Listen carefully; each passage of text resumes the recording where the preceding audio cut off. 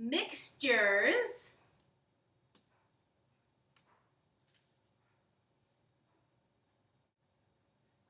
revealed.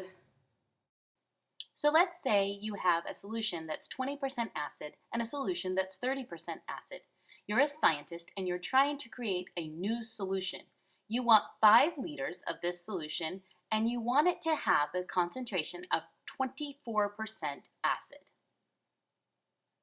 So let's define our variables. X equals the liters of the 20% acid solution and Y equals the liters of the 30% acid solution. Now we're going to use something similar to what we used when we were calculating weight times distance equals weight times distance on a balance beam. And then we'll look at why this works with our solutions. So the first thing we need to do is draw a diagram. The center will be the percent of our ending solution. The left-hand side will be the weaker solution, which is 20% acid, and the right-hand side will be the 30% solution, the stronger acid solution. We'll put the 24 in the middle, and using our method, we want to look at how far away the weaker solution is from the stronger solution, and it's 4%, 24% minus 20%. And then we also want to look at the stronger solution and how far away it is from the solution we want. And we can see that that's 6%, 30% minus 24%. We're also going to take a look at the amounts of each of these solutions. We have X liters in our 20% solution and Y liters in our 30% solution. Now the way this mixture method works is we take the percentage difference from the ending to the weaker multiplied by the amount. And our amount in this case is a variable, or X liters. And that is equal to the percent distance from the stronger solution and the solution we want, in this case 6%, times the amount. And this amount is also a variable, Y. Now we can use this to solve for our amounts, but first I want you to see why this works. So here are our solutions. We have our 20% solution and our 30% solution. We're pouring it in here. We want a 24% solution, which is between the 20 and the 30% solution. And we're adding amounts X and Y in there. So let's look at the amount of acid in there. So we have X liters, but we want to find out how many of those liters are acid. So to do that, we're going to multiply the amount X by 20%, or 0.20 in decimal form. So 0.20 times X is the same as 0.2x liters. That's the amount of acid in my 20% solution.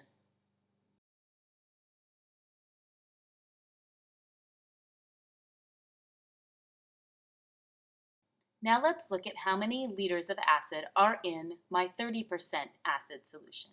So I take the amount, Y liters, times 30%. I'm taking 30% of Y. That's the same as 0.30, which is the same as 0.3. So I have a total of 0.3 Y liters of acid. Now Y, remember, are the liters of solution that I have of that 30% solution. Now I can take the amount of acid I have in the 20% solution and the amount of acid I have in the 30% solution and add them together. And that should give us the ending amount of acid, not the percentage, but the actual liters. Now I know I'm ending with a 24% solution, so I can take 24% of my ending solution. But since I'm trying to see how this method works, I'm not going to use that 5 liters. I'm going to use that 5 liters in terms of X and Y, so I can see how my method works. I know that X plus Y equals 5. Let's think about why this is true. I have the amount of liters in my 20% solution, that's X, so that's how many I'm adding, and the amount of liters in my 30% solution. I'm adding those together, and they have to equal a total of 5. So instead of 5, 24% of 5, I'm going to put 24% of X plus Y. And the reason I'm doing that is because I want to show you that our method works in terms of X and Y. So instead of 5, I put the X plus Y, and that's in liters. And let's also remember that these are liters of acid. So we took the acid out of each one of those and we added up the acid content. So that's liters of acid, and that's also liters of acid. And now we're going to do one of my favorite parts of algebra. We're going to manipulate this equation and try to get it to look like what I want it to look like. So first we're going to distribute this 0.24. Actually, I don't think I have enough room. Let's redo this on a blank page. And let's get rid of these decimals. We can do that by multiplying the whole equation by 100. If we do the same thing to both sides, our equation still holds and our decimals go away. So 0.2 times 100 gives me 20. 20x liters plus 30y liters. And that equals, and this is why we chose 100 instead of 10, because now we have 24 instead of 2.4, times x plus y. We're going to go ahead and distribute the 24 to both x and y. And we get 20x liters plus 30y liters equals 24 times x is 24x plus, oh, this is in liters, distributing the liters to both of those as well, plus 24y liters.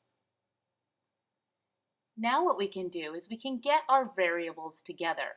So we can get all of the x's together and all of the y's together. But first let's divide by liters to make this a little bit easier. Dividing all the terms by liters, we get 20x plus 30y equals 24x plus 24y.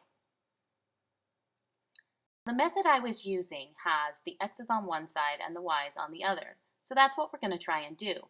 So let's add a negative 24y to both sides. And that will give us a 20x plus a 6y equals 24x. Now we can add a negative 20x to both sides. And when we do that, we have 6y equals 4x. Now this looks a lot like the diagram we used, only the diagram required a whole lot less calculation. Let's go back to our diagram and check it out. Remember, 6y equals 4x. So in our diagram, we had 4% times x equals 6% times y, dividing both sides by percent, and we get 4x equals 6y. Before we had 6y equals 4x, that's the same thing as 4x equals 6y. Now you know why this method works. But wait, we're really not done yet. We don't know how many liters of each of those solutions we need to add, and so we need to figure something else out to help us solve this equation.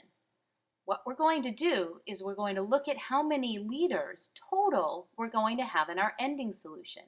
And we know we have to have 5 liters. Well, if x equals the liters of our 20% solution and y equals the liters of our 30% solution, when we add those together, we should get a 5. Now we know 2 things about our x and y. 4x has to equal 6y, and x plus y has to equal 5. Well, we can solve for x in terms of y.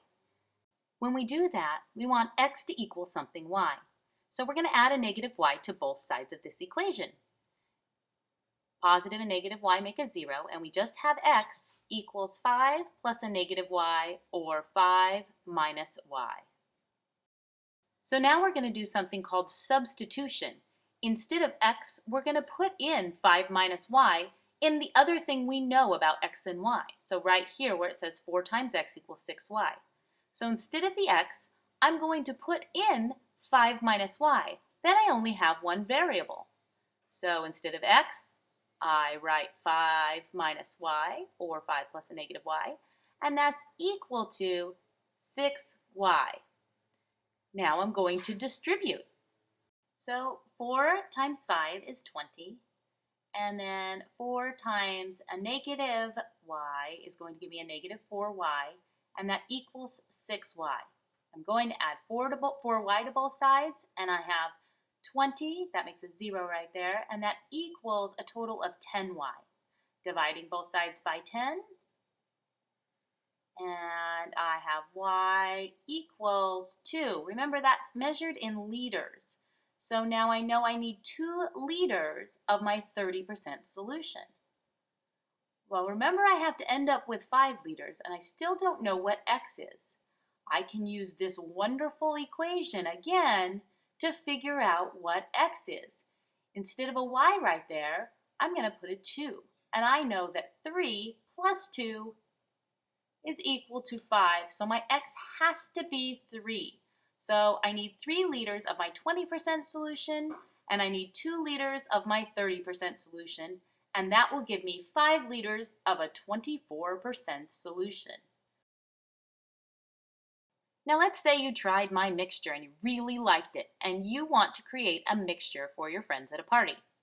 You go to one of those stores who has everything in bins, and you find Flaming Hot Cheetos in a bin, and they cost $8 a pound. Let's go ahead and write this on the Cheeto package. And then you're also looking for cookies. And you want Famous Amos cookies, and you look, and lo and behold, they are also in a bin, and they are only $3 a pound. And you would like to make a mixture of the two.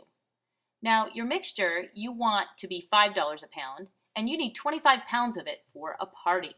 So let's look and see how we can use our method to solve this. So the first thing we want to do is draw our diagram. Now this is a little different than our solution one, but we're going to go about it the same way. So we're going to put the stronger or the higher price on this side in our little bubble. So we'll put $8 here. And then on the other side of the bubble, we're going to put our less expensive one, or our $3 per pound. So on this side will be $3 a pound. And in the middle is going to be the price we want our ending mixture to be, and that's $5 a pound. And we know we're going to end with 25 pounds. And we're going to define our variables as x equals the pounds of cookies we're going to have in our mixture, and y equals the pounds of Flaming Hot Cheetos. So our amount here is x, and our amount here is y. Now we can use our method. I'm getting kind of hungry though. I think I'm going to take a virtual bite out of this cookie. Perhaps we need to change screens, or else there won't be any mixture left. So when we look at the price difference between the ending one and the low price, we get $2 a pound. 5 minus 3 is 2. We do the same thing with the more expensive one. We look at the difference. 8 minus 5 is 3. So for our method, we take the price difference between the beginning and the ending, and we multiply it by the amount. So we take $2 per pound, and that's over pound, times the amount. And our amount is x pounds. And that's equal to the difference in price on the right-hand side, from the more expensive one to the mixture we want, and that's $3 a pound. I know that kind of looks like 16, but that really represents pound.